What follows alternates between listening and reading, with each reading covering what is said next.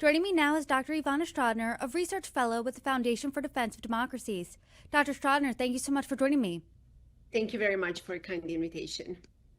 As you and I sit here right now, we are just days away from the 4th anniversary of Russia's full-scale invasion of Ukraine.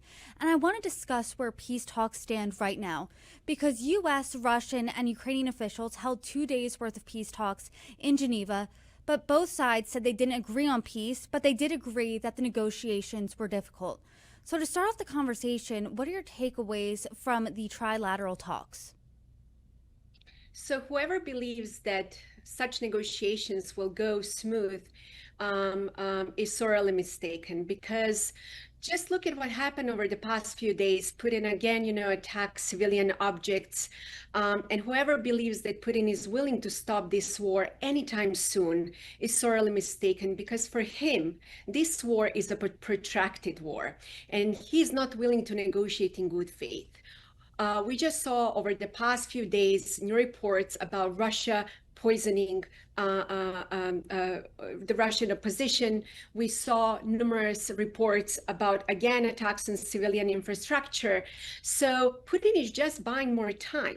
And if you look at the scale, how negotiations are moving, Putin has a twofold path.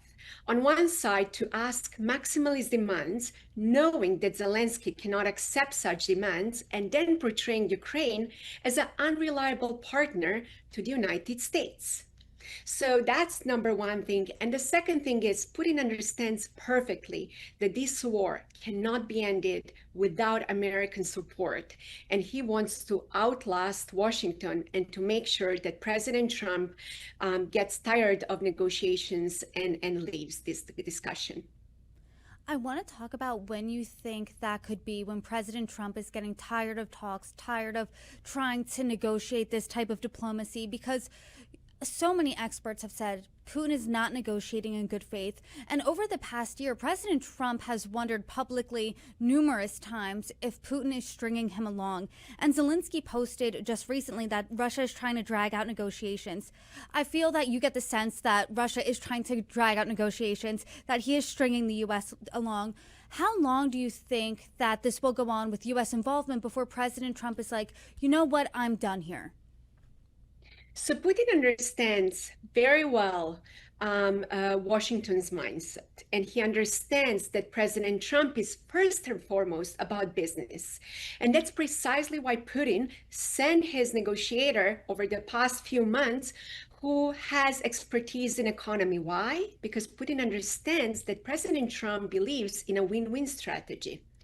But if you know a little bit about the Kremlin's history of negotiations, for them, negotiations are not I win, you lose. It is about if I have to lose, you have to lose more.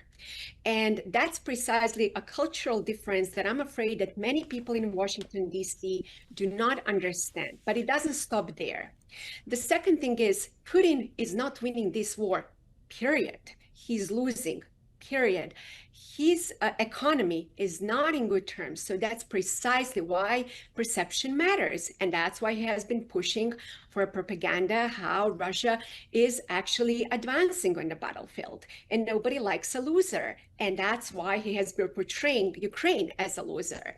So I think President Trump is finally seeing through Putin's lies. But the problem is that to win this war, we need to think strategically. And I'm afraid that many policymakers, whether they are sitting in Washington, Brussels, or London, they are thinking operationally and tactically. Putin only understands one thing, which is the language of power. We should not fear him. Look, I've heard over and over in the West, the START agreement on nukes just ended, Russia might escalate. We should not fear escalation, because for Russia, nuclear threats and nuclear weapons are just another psychological weapon.